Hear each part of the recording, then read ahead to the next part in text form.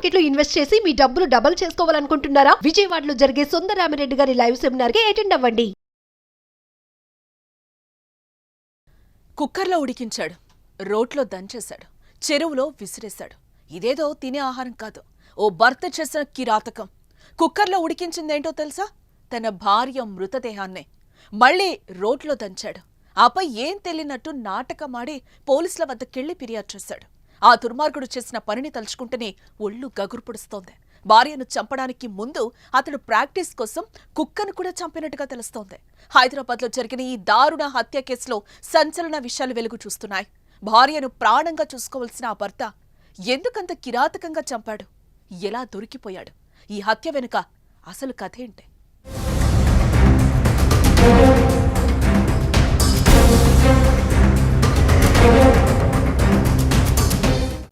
అనుమానం, లేనిపోని అపోహలు జీవితాలను నాశనం చేస్తున్నాయి. మెడలో 3 ముళ్లు వేసి జీవితాంతం వెలుగు నీడలా ఉంటానని అభయం ఇచ్చే భర్త భార్యను అనుమానించి చేస్తున్న దారుణాల సంఖ్య రోజురోజుకి పెరిగిపోతుంది. సగం జీవితాలు అనుమానాలతో నాశనమైపోతున్నాయి. ఈ హత్యకు కూడా అనుమానమే కారణం. ఆర్మీలో పనిచేసి రిటైర్డ్ అయిన ఆ భర్తకు భార్యపై ఉన్న అనుమానమే గొడవకు కారణమై ప్రాణాలు తీసేలా చేసింది.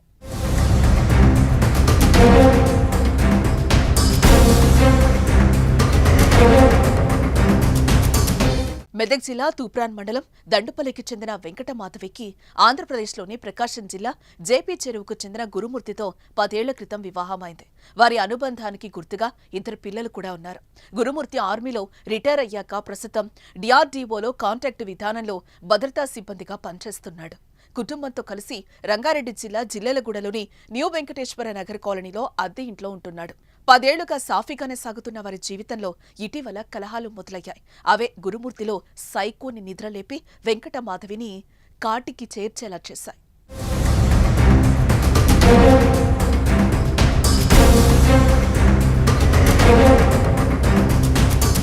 వెంకటమాధవిపై భర్త గురుమూర్తి అనుమానం పెంచుకోవడంతో ఇటీవల చీటికి మాటికి గొడవలు జరుగుతున్నాయి. ఈ నెల 15 గొడవ జరిగింది.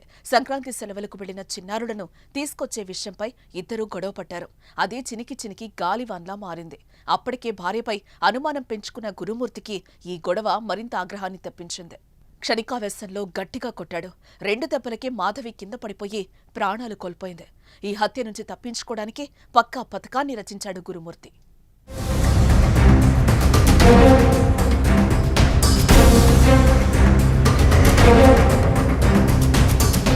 మృతదేహాన్ని బయట పారేస్తే ఏదో ఒకరోజు దొరికిపోతామని భావించాడు. దొరకకుండా ఉండేందుకు ఆలోచన చేశాడు. ఇంట్లో చుట్టూ చూశాడు. అప్పుడు ఎదురుగా కుక్కర్ కనిపించింది. దాంతో ఓ ఆలోచన తట్టింది. మృతదేహాన్ని బాత్రూంలోకి తీసుకెళ్లి కత్తితో ముక్కలు ముక్కలుగా నరికాడు.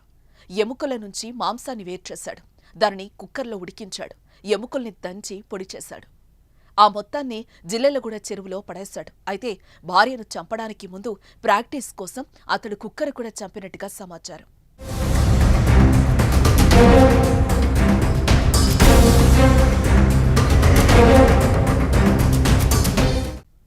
భార్యను 16న చంపేసినా ఎవరికీ చెప్పలేదు.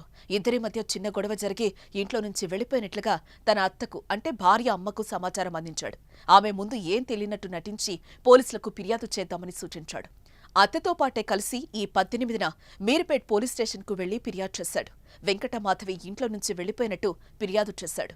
ఈ కేసును సీరియస్గా తీసుకున్న పోలీసులు విచారణలో ముందుకెళ్లే సమయంలో ఎక్కడో అనుమానం వచ్చింది. పైగా మాధవి ఇంట్లోకి వెళ్లిన దృశ్యాలు తప్ప బయటకెళ్లినట్టు ఇలాంటి ఆధారాలు లభించలేదు. దీంతో గురుమూర్తిని తీసుకుని తనదైన శైలిలో విచారించగా అసలు విషయాన్ని పోలీసులు ముందు కక్కేశాడు. సుబ్బమ్మ అనే మహిళ పోలీస్ స్టేషన్కి వచ్చి ఫిర్యాదు ఇవ్వడం జరిగింది. ఆ మహిళ ఫిర్యాదులో తనకి 3 కుమార్తెలు ఉన్నారని పెద్ద కుమార్తె అయినటువంటి మాధవికి గత 13 సంవత్సరాల క్రితం గురుమూర్తి అనే వ్యక్తితో వివాహం జరిగిందని, జరిగిన తర్వాత ఒక లాస్ట్ 5 years నుంచి వాళ్ళు ఇక్కడ మీరిపేట పరిధిలోని జిల్లెలగూడలో నివాసం ఉంటున్నారు. గురుమూర్తి ఆర్మీలో పనిచేసి రిటైర్ అయ్యి ప్రస్తుతం మన కంచనబాగులో సెక్యూరిటీ గార్డ్ గా పనిచేస్తుండు.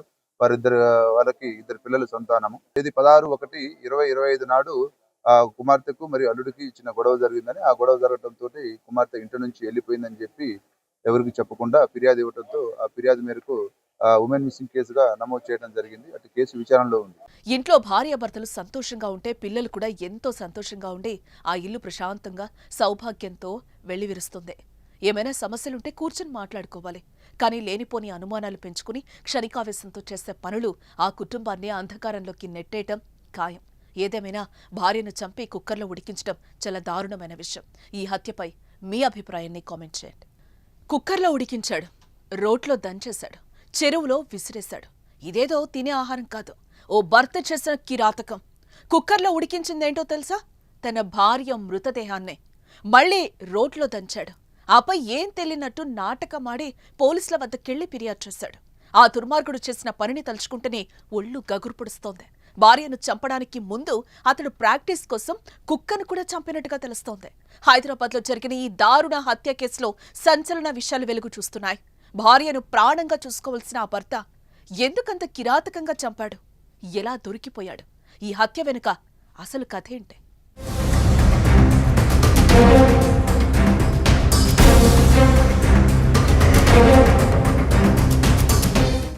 అనుమానం, లేనిపోని అపోహలు జీవితాలను నాశనం చేస్తున్నాయి. మెడలో 3 ముళ్లు వేసి జీవితాంతం వెలుగు నీడలా ఉంటారని అభయం ఇచ్చే భర్త భార్యను అనుమానించి చేస్తున్న దారుణాల సంఖ్య రోజురోజుకి పెరిగిపోతుంది. సగం జీవితాలు అనుమానాలతో నాశనమైపోతున్నాయి. ఈ హత్యకు కూడా అనుమానమే కారణం. ఆర్మీలో పనిచేసి రిటైర్డ్ అయిన ఆ భర్తకు భార్యపై ఉన్న అనుమానమే గొడవకు కారణమై ప్రాణాలు తీసేలా చేసింది.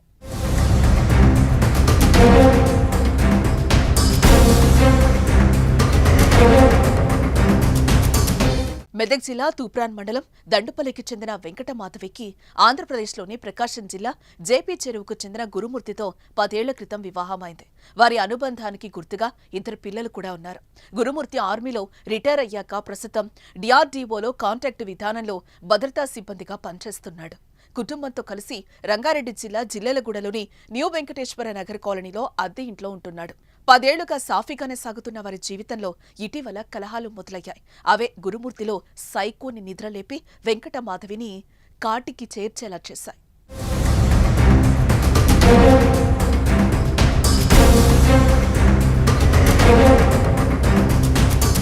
వెంకటమాధవిపై భర్త గురుమూర్తి అనుమానం పెంచుకోవడంతో ఇటీవల చీటికి మాటికి గొడవలు జరుగుతున్నాయి. ఈ నెల 15న గొడవ జరిగింది. సంక్రాంతి సెలవులకు వెళ్లిన చిన్నారులను తీసుకొచ్చే విషయంపై ఇద్దరూ గొడవ పడ్డారు. అది చినికి చినికి గాలివాన్లా మారింది. అప్పటికే భార్యపై అనుమానం పెంచుకున్న గురుమూర్తికి ఈ గొడవ మరింత ఆగ్రహాన్ని తెప్పించింది. క్షణికావేశంలో గట్టిగా కొట్టాడు. 2 దెబ్బలకే మాధవి కింద పడిపోయి ప్రాణాలు కోల్పోయింది. ఈ హత్య నుంచి తప్పించుకోవడానికి పక్కా పథకాన్ని రచించాడు గురుమూర్తి.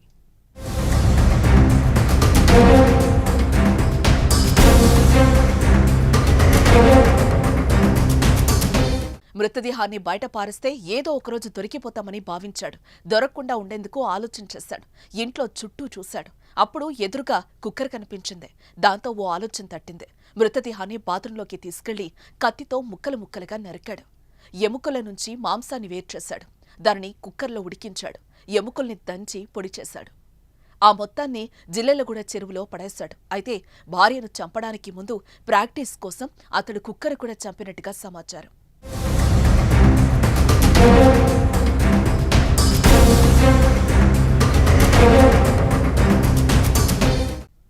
భార్యను 16న చంపేసినా ఎవరికీ చెప్పలేదు. ఇద్దరి మధ్య చిన్న గొడవ జరిగి ఇంట్లో నుంచి వెళ్లిపోయినట్లుగా తన అత్తకు అంటే భార్య అమ్మకు సమాచారం అందించాడు. ఆమె ముందు ఏం తెలియనట్టు నటించి పోలీసులకు ఫిర్యాదు చేద్దామని సూచించాడు. అత్తతో పాటే కలిసి ఈ 18న మీర్పేట్ పోలీస్ స్టేషన్కు వెళ్లి ఫిర్యాదు చేశాడు. వెంకటమాధవి ఇంట్లో నుంచి వెళ్లిపోయినట్టు ఫిర్యాదు చేశాడు. ఈ కేసును సీరియస్గా తీసుకున్న పోలీసులు విచారణలో ముందుకెళ్లే సమయంలో ఎక్కడో అనుమానం వచ్చింది. పైగా మాధవి ఇంట్లోకి వెళ్లిన దృశ్యాలు తప్ప బయటకెళ్లినట్టు ఇలాంటి ఆధారం లభించలేదు. దీంతో గురుమూర్తిని తీసుకుని తనదైన శైలిలో విచారించగా అసలు విషయాన్ని పోలీసులు ముందు కక్కేశాడు. సుబ్బమ్మ అనే మహిళ పోలీస్ స్టేషన్కి వచ్చి ఫిర్యాదు ఇవ్వడం జరిగింది. ఆ మహిళ ఫిర్యాదులో తనకి 3 కుమార్తెలు ఉన్నారని పెద్ద కుమార్తె అయినటువంటి మాధవికి గత 13 సంవత్సరాల క్రితం గురుమూర్తి అనే వ్యక్తితో వివాహం జరిగిందని, జరిగిన తర్వాత ఒక లాస్ట్ 5 years నుంచి వాళ్ళు ఇక్కడ మిరిపేట పరిధిలోని జిల్లెలగూడలో నివాసం ఉంటున్నారు. గురుమూర్తి ఆర్మీలో పనిచేసి రిటైర్ అయ్యి ప్రస్తుతం మన కంచనబాగులో సెక్యూరిటీ గార్డ్ గా పనిచేస్తుండు. వాళ్ళకి 2 పిల్లలు సంతానము. ఇది 16/1/2025 నాడు కుమార్తెకు మరియు అల్లుడికి చిన్న గొడవ జరిగిందని, ఆ గొడవ జరగడంతో కుమార్తె ఇంటి నుంచి వెళ్ళిపోయిందని చెప్పి ఎవరికి చెప్పకుండా ఫిర్యాదు ఇవ్వడంతో ఆ ఫిర్యాదు మేరకు ఉమెన్ మిస్సింగ్ కేసుగా నమోదు చేయడం జరిగింది. అటు కేసు విచారణలో ఉంది. ఇంట్లో భార్యాభర్తలు సంతోషంగా ఉంటే పిల్లలు కూడా ఎంతో సంతోషంగా ఉండి ఆ ఇల్లు ప్రశాంతంగా సౌభాగ్యంతో వెళ్లివిరుస్తుంది. ఏమైనా సమస్యలుంటే కూర్చొని మాట్లాడుకోవాలి. కానీ లేనిపోని అనుమానాలు పెంచుకుని క్షణికావేశంతో చేసే పనులు ఆ కుటుంబాన్ని అంధకారంలోకి నెట్టేయటం ఖాయం. ఏదేమైనా భార్యను చంపి కుక్కర్లో ఉడికించడం చాలా దారుణమైన విషయం.